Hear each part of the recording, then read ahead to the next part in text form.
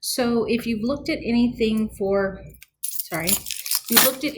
lab, then you probably know that Unit 3 is going to consist of the muscular system. There are a lot of muscles in the body. So we're going to start with the microanatomy, and then we're going to go into the macroanatomy, which is how I usually do it anyway.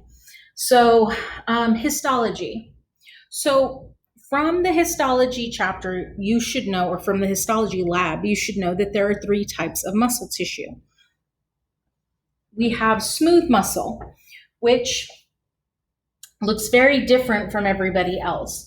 You've got those kind of elongated almond-shaped cells, and you've got the nuclei of the muscles themselves. So when you look at the slide, you'll notice that I've got these elongated cells, I've got the nuclei in the middle, and this has kind of been teased apart. It isn't how it would normally look inside an actual organ, but in order to be able to see the individual cells, you kind of have to tease it apart. So you've got the nucleus, you've got the cell itself. In cardiac muscle, you have these branched tube-like, fiber-like cells, but you will notice that they are individual cells. I've got one cell here, it's got one nucleus, I've got another cell here, it's got an individual nucleus. This is not a multinucleate thing. You can also see that it's got the striations. It's got, I'm like, where's the striation? The striping to it, okay? You will also notice that in this picture, I've got kind of lighter stripes, and then I've got these really, really dark ones. That is actually the intersection between 2 different cells. And that intersection is actually called an intercalated disc. An intercalated disc is a combination of desmosomes and gap junctions that allows things to basically go in between the cells. With cardiac muscle, you only really have it in one place. Based on the name, it's your heart. So the cardiac muscle has to be able to contract and relax so that it can fill with blood and then contract again to squeeze it out to the rest of your body. But in order for that to be effective, it has to do it at a in a really, really specific way. It has to follow a certain pattern of contraction, and it has to do that every single time that your heart beats. If it doesn't, blood doesn't flow, you die. So those gap junctions, the holes between the cells, the pipes between the cells in those intercalated discs actually allows the chemicals that are being put through the cells causing that contraction to just flow from one cell to the next without any interruption. I don't have to worry about activating a neurotransmitter. I don't have to worry about calcium coming in and releasing neurotransmitters from synaptic, but I don't have to worry about any of that. Literally, instead, it can just flow, sodium can flow from one cell to the next following those pipes. That's what the intercalated disc is about, okay? It's allowing that to happen. So when you look at a slide of cardiac muscle, again, I'm going to bring this closer. Sorry if I'm giving you motion sickness. If you look, trying not to drop the computer, you'll notice that there is kind of a stripy pattern, but every now and again you get these really, really dark lines. These are the intercalated discs, and you do not see this when it comes to skeletal muscle. You don't see these dark, really obvious lines. Also, the nuclei are really, really obvious, and they're kind of in the center of everything. They're in the middle of everybody's business, which again, in skeletal muscle, you don't have that. You can't have that, because if you did have that, it would prevent that crawling of a skeletal muscle contraction that we understand works that way, which it can't really work that way for us. So we've got the nucleus, we've got the striations, and the big thing, the kind of big red flag that this is not skeletal muscle, is the intercalated discs. Now, skeletal muscle. Skeletal muscle comes in these long fibers. So something you have to understand with skeletal muscle, it has to go a very long distance in order for it to actually act as a pulley to move your arms and legs and fingers and everything else. So I can't have a single cell stretched that huge long distance in order for my muscle to work. It wouldn't. I mean, imagine something the size of a cell getting stretched this long. It wouldn't work. So what happens is, as we're developing in the womb, we have these individual skeletal muscle cells that all merge together. And as they merge together, they basically become these long fibers. If you've ever had chicken, you know that if you pull on the chicken, it kind of becomes stringy. Those are actually the skeletal muscle cells, those fibers that are stretching that long distance from point A to point B so that it can pull and move your body around. Well, not your body, but the chicken's body. The problem, I guess, that comes with that, though, is that as you're fusing all of these cells together into this one long tube-like cell, every single one of them comes with its own nucleus. And if skeletal muscle needs two things to interact with each other, actin and myosin crawls and makes it shorter, lets go, and your muscle relaxes. Crawls, your muscle gets shorter, lets go, and your muscle relaxes. So that's contraction and relaxation. With that in mind, if I've got this big old huge nucleus right in the middle of everything, I can't grab onto what I need to grab onto because this is in the way. So what happens with all of those nuclei is they kind of get pushed out to the periphery of your cell. Peripheral vision is the sides, same thing. It's getting pushed out to the sides. So when you see skeletal muscle, one, each of these has multiple nuclei because I've fused multiple cells together. Two, all of the nuclei are kind of pushed out to the sides. With these as well, you can see that you've got the striations. You still have the striping, but you'll also notice that you don't have intercalated discs. So I've got multiple nuclei, I've got striations, and I've got these long muscle fibers. That automatically means skeletal muscle. So, in skeletal muscle, muscle fiber is basically the same thing as saying a muscle cell. Because remember, with skeletal muscle, you had individual cells, but they all came together to make this one ginormous fibrous cell. So it's got a very unique anatomy to it. When you look at a slide of skeletal muscle, again, you've got these long fibers. Okay, you can see all of the striations. Those stripes are like right there up in your business. But look at all of the nuclei. They all look like they're pushed to the side and they're just dashes instead of being in the middle of any of this. Why? Because those actin and myosin fibers need to interact. If I've got something in the way, they won't.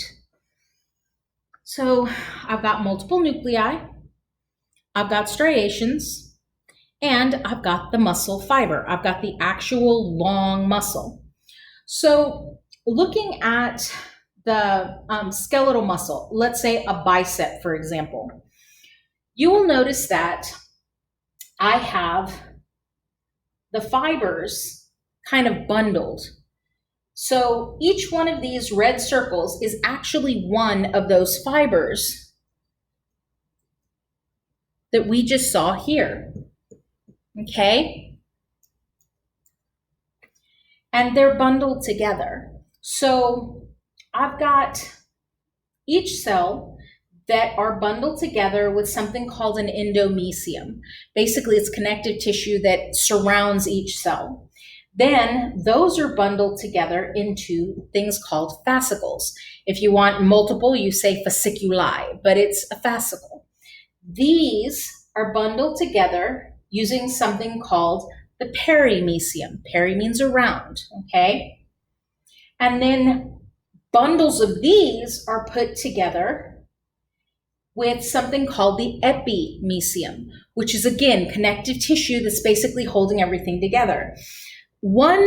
Even a bundle of cells, even one fiber, is going to be microscopic in size and isn't going to have enough strength to move a limb. There's just no way for that to happen. So what do? Well, we bundle them together so that they can work as a unit, okay? So looking at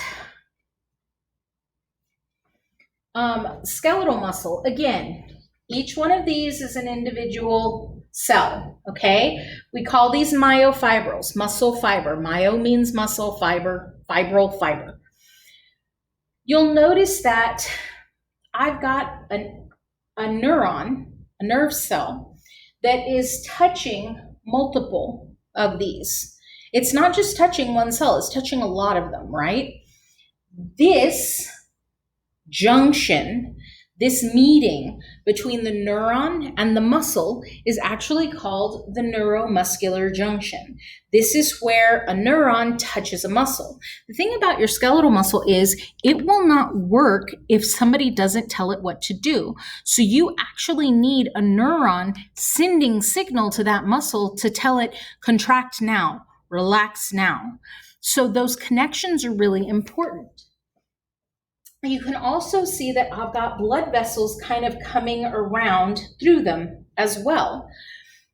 Again, these are long cells, and they're, for lack of a better way to put it, they're big cells because you fused so many cells together to create the fiber.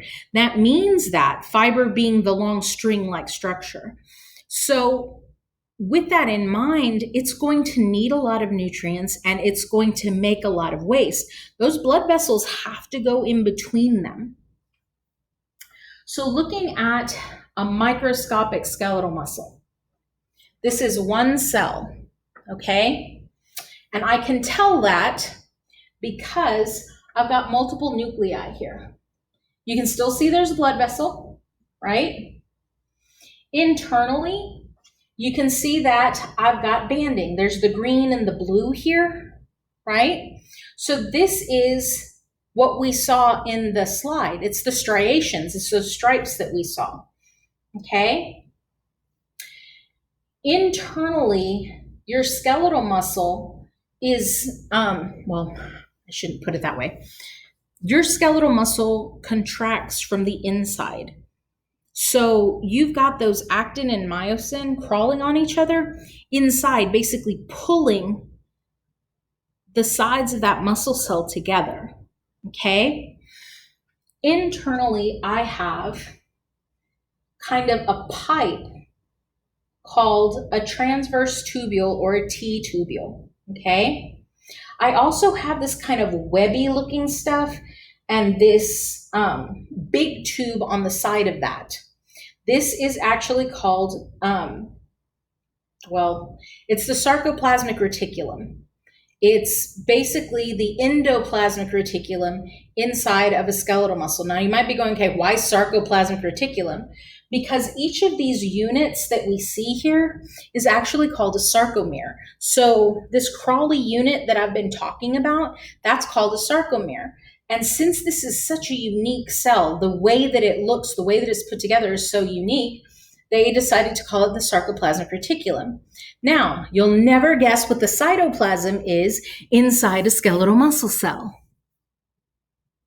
Sarcoplasm instead of cytoplasm, okay? These big tubes at the ends of this web, these are called the terminal sterna, okay? As a unit, two of those big tubes and that T-tubule, aka the triad, are very important in how a skeletal muscle contracts. So we do call them the triad because they actually do kind of work together. So looking at a skeletal muscle model, this is the model. See how it looks like a tube that just has a pie piece taken out of it? Okay. You can still see the bundles, the bundling of those individual cells. Give me 1 second. Let me go grab that model. Okay, so here's that model. If you look at it from the top, see how this is bundled and bundled and bundled? These individual dots that you're seeing are actually the individual myofibrils. They're the individual pieces of the actin and myosin. The nucleus of the muscle cell. So you can see one right here, and you can actually see it right there. Here is that neuromuscular junction I was talking about. This is a neuron coming in. It's surrounded by another cell, kind of looks like a sausage. This is called a Schwann cell. And if you look here, they've actually got the neuron, and then you can see the cinnamon roll Schwann cell surrounding it. And you know that this is a cell because it has its own nucleus. You can even see that here. It's got, where are you? It's got its own nucleus right here, okay? So we've got the part of the muscle that's being touched by that axon. That's called the motor end plate, which makes sense because your muscles move motor. Okay, and this right here, the end of my neuron, is actually called an axon terminal. What does terminal mean? It means the end. So axon terminal, again, it makes sense. The type of neuron that causes muscle cells to move are called motor neurons. Again, it makes sense. Motors move, so a motor neuron. You can see one nucleus, two, and there's another one right down here, not to mention that one right there. So this is multiple nuclei. Automatically, skeletal muscle. The surface, so you know how we have a cell membrane? Well, in the case of skeletal muscle, again, very unique, we call it the sarcolemma because it is the membrane, the cell membrane of my muscle cell. You can still see the striping. There are my striations right there, okay? You can see that. See how it's the two different colors? That's the striations. Over here, see where the neuron is touching right there? That's the neuromuscular junction. Remember, neuron touching a muscle, neuromuscular junction, where they meet. Let's see. If you look here, see those little pink things? Those are actually the mitochondria. Your muscles use a lot of energy in order to function.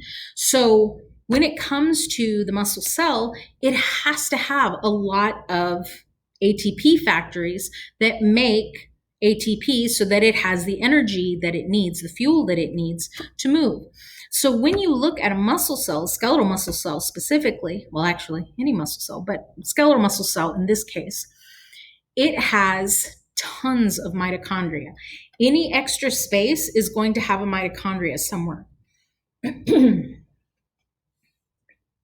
So again, you've got that neuromuscular junction, the axon, the myelin sheath, sorry, left the model right in the middle of everybody's business.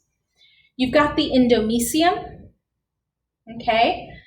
There's a nucleus for that muscle cell. There's a nucleus for the muscle cell. Here's a nucleus for the muscle cell. They're everywhere. Why? Because you have multiple nuclei.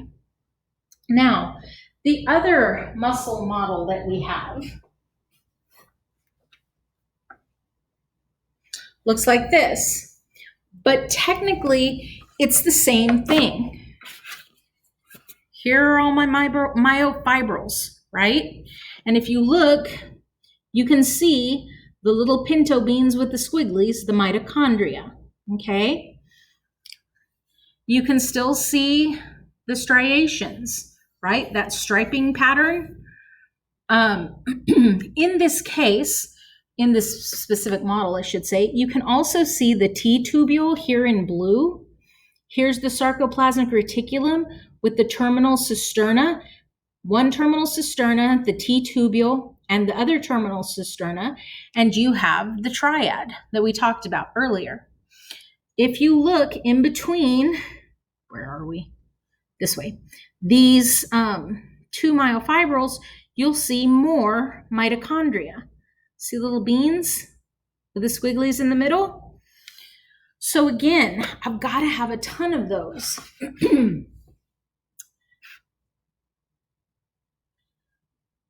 The cell itself is filled with sarcoplasm, like I said. So if you've got a space anywhere, let's see, like here, that would be filled with sarcoplasm, okay? In this case, I do still have the axon terminal coming in and touching my muscle cell here, and here's my neuromuscular junction where they're touching, okay? And you've got the axon, you've got the Schwann cell right here, and you can actually see the nucleus of the Schwann cell. Notice this layering and layering of the Schwann cell. Looks like a cinnamon roll wrapped around this yellow stick here, right? That's actually called the myelin sheath. Where am I? Myelin sheath, okay? So we've got the Schwann cell with its nucleus, the myelin sheath, the axon, the sarcolemma, the membrane, the triad, the mitochondria kind of stuck in the middle here, all over the place. The sarcoplasm would be the fluid that would be in this cell. You've got the sarcomere. This would be myosin, this would be actin, and that's actually the nucleus of the muscle cell. Now, focusing in on the neuromuscular junction, if this is the membrane of my muscle cell, this would be the motor end plate. Remember I told you, where it touches on the muscle cell, motor makes sense because it moves, your skeletal muscle moves.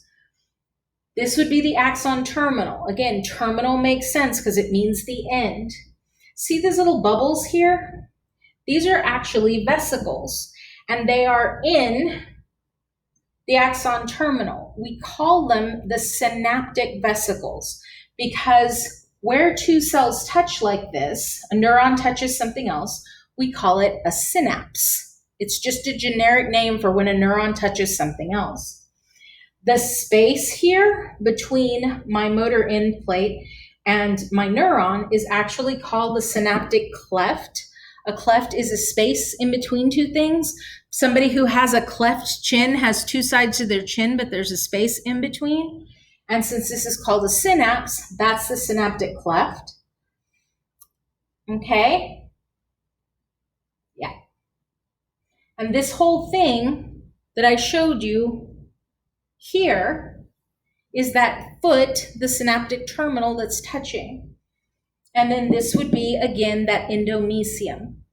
Okay? So that's the microanatomy of the muscle.